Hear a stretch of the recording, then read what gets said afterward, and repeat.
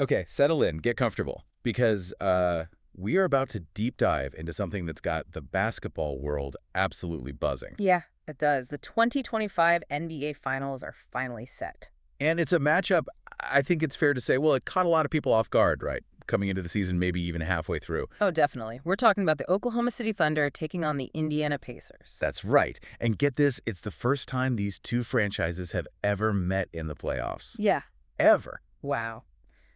A completely fresh matchup for the biggest stage. Totally new. Yeah. But there's this really fascinating historical thread connecting them. You mean the Paul George thing? Yeah, the whole Paul George trade saga. It's kind of wild. It really is. It's almost unbelievable that both of these finalists, I mean, they basically built their current cores, the teams playing for the title now, around assets they got, directly or indirectly from trading Paul George. Exactly. Like, the Pacers sent him to OKC for Oladipo and Sabonis. Right. And then later flipped Sabonis for Halliburton. Right.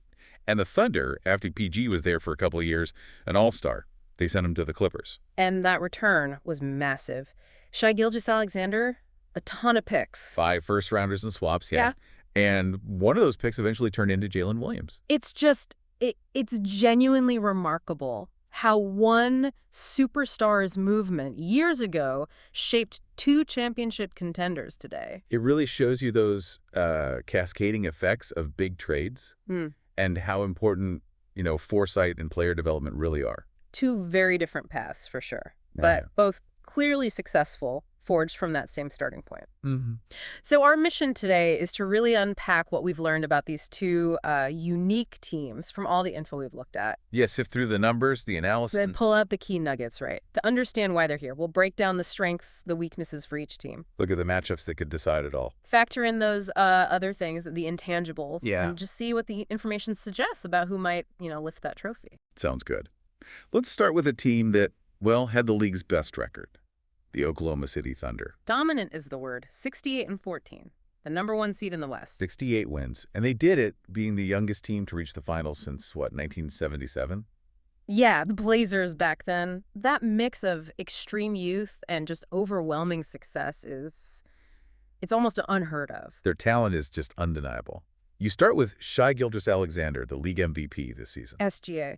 And an MVP who could do something, like truly historic. I saw one analysis mention he could be the first player ever to win regular season MVP, West Finals MVP, and NBA Finals MVP, all in the same year. Wow. Think about that. A clean sweep. Incredible. And alongside him. You've got Chet Holmgren, obviously. Yeah. And Jalen Williams, who, he had a monster season himself. All-Star, All-NBA, and all defensive honors. So, okay.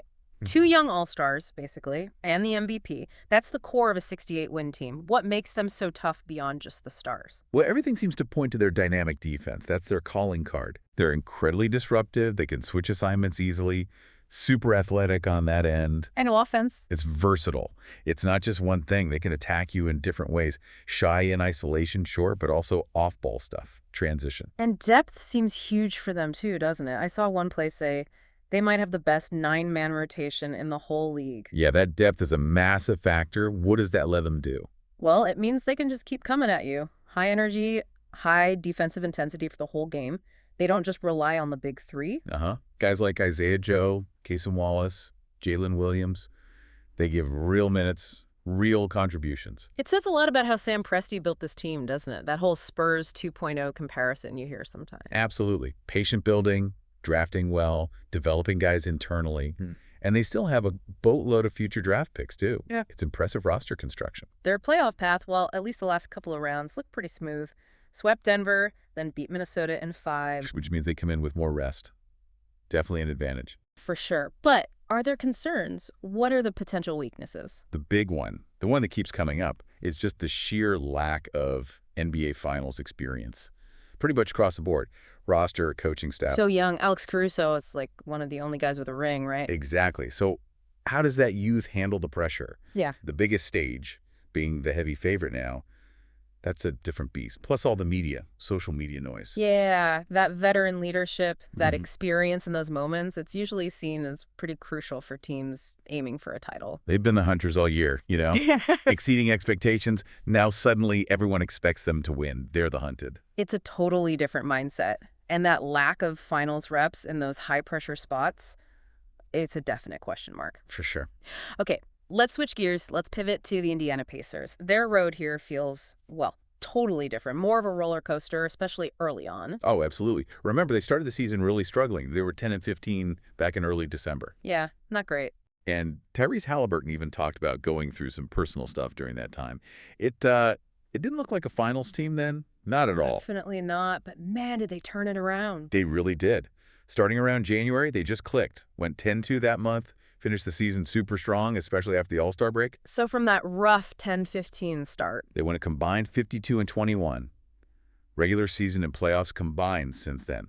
52-21. That's incredible. They finished 50-32 overall, got the 4th seed in the East. Huge turnaround. That kind of run, after hitting rock bottom like that, it says a lot about their character. And their main guys really stepped up. Yeah, Halliburton got his rhythm back, made All-NBA third team, showed off that amazing playmaking, and adding Pascal Siakam midseason. Yeah. That was huge. Game changer. Totally. All-star level player for them, and he was brilliant in the East Finals. Deserved that MVP award. So adding Siakam really raised their ceiling. What's their main identity as a team? What jumps out?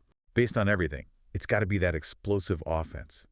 They were second in the whole league in offensive rating. Wow. And get this, #1 in assist percentage and #1 in true shooting percentage. They play fast, they play efficient, they just put constant pressure on you. And like OKC, depth is key for them too, right? But maybe in a slightly different way. Yeah, all 5 starters averaged double figures in points.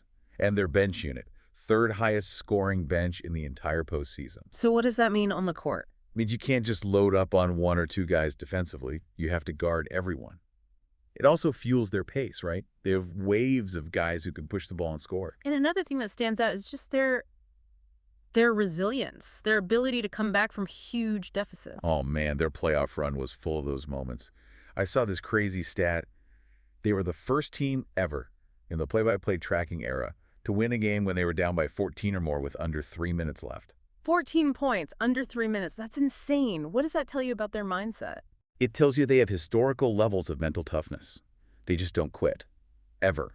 That kind of belief, that resilience, that can be a powerful weapon in the finals. And you have to credit the coach too, right? Oh, absolutely. Rick Carlisle, championship coach, tons of experience, known as this brilliant offensive mind who keeps evolving. Yeah, gets the most out of his guys. And if they win, he joins like a super rare group of coaches who've won titles with different teams. That coaching experience is definitely a plus for Indiana. But their playoff path was harder than OKC's. 5 games, then 6, then 6 again. Right, more miles on the legs, less rest coming in. Exactly. And while their defense got way better after that bad start, it's still maybe the area you question most against OKC's offense. And didn't they have an injury concern too? Yeah, the ankle injury to Jarace Walker. He's expected to miss some games, maybe multiple games. And he could have been a useful defender, especially maybe on Jalen Williams. Okay. So even though they have guys like Siakam, Nesmith, Thomas Bryant who have rings. Right, Carlisle too. But the overall finals experience on the roster itself isn't super deep. Less than you might think just looking at the coach. Okay, let's really break down some key matchups, the factors that could really swing this series. And it has to start with the point guards, right? The guys running the show. Absolutely. You've got the MVP, Shai Gilgeous-Alexander, this dominant scorer who just gets wherever he wants. Against Tyrese Halliburton, the pass-first guy, the orchestrator, amazing assist-to-turnover ratio, especially for how fast they play. Totally different styles. So how does that play out? Shai scoring pressure versus Halliburton making everyone else better. That's fascinating. It really is. Then down low, the front court. Yeah, you got Siakam and Miles Turner for the Pacers against Chet Holmgren and, well, whoever OKC uses alongside him, Hartenstein or Jalen Williams maybe. So can Siakam win those matchups consistently against the younger OKC guys? That's a big question. And Miles Turner, can he pull Holmgren away from the hoop?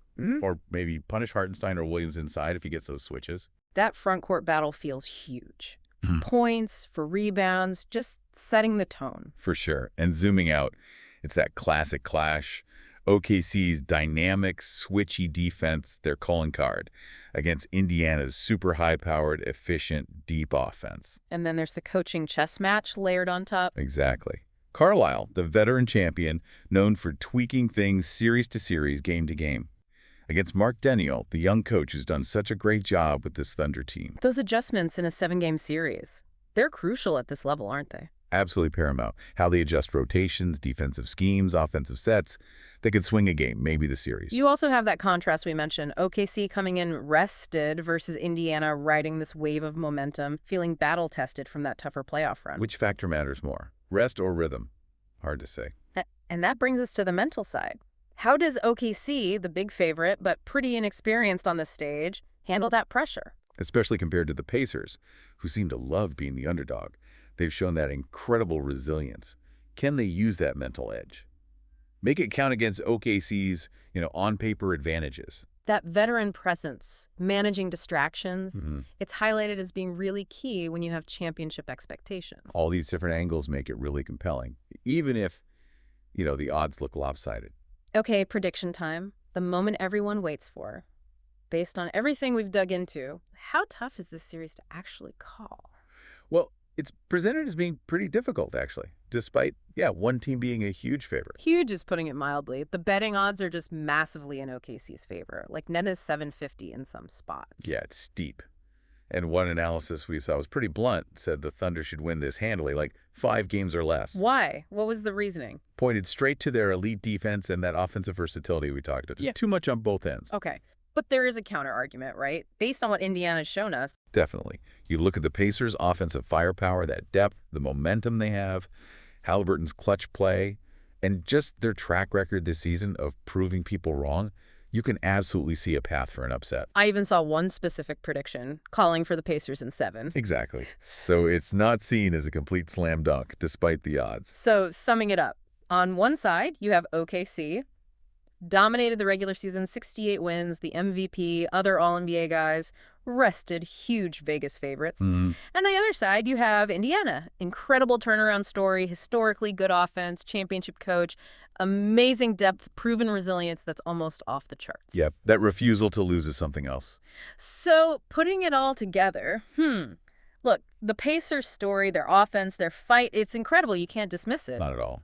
But the sheer dominance OKC showed all year long, that defense being their calling card, their depth, plus the statistical models, the betting markets, all pointing one way. It's a lot of evidence. It feels like the balance does tilt towards Oklahoma City. They just seem so well-rounded, so equipped on both ends to handle what Indiana does well and then impose their own will. The consistency they showed all season, and then how efficiently they ran through the West playoffs. It suggests they're the team most likely to execute at that championship level for 7 games. It's going to be absolutely fascinating, though. 2 teams built really outside the typical superstar free agency model. Smart drafting, trades, development. First final since 2002, without a luxury tax team, apparently. Right. Smallest market matchup since '07. It's different. A really unique finals. Definitely. So here's something for you to think about as you're watching this series play out. We kept coming back to that Paul George trade connection, right? How both teams got here through those deals. Yeah, that winding road. What does that tell us about how championship teams are really built today? Is it sometimes less about the huge, splashy signings and more about that patient approach, accumulating assets, developing talent over time? That's a great question. Or maybe think about it this way. Look at that incredible resilience Indiana showed, those impossible comebacks. Does that kind of mental toughness, that intangible belief, maybe represent a different kind of strength? One that could actually outweigh OKC's statistical advantages when the pressure is truly on. Could that resilience be the X factor that flips the script?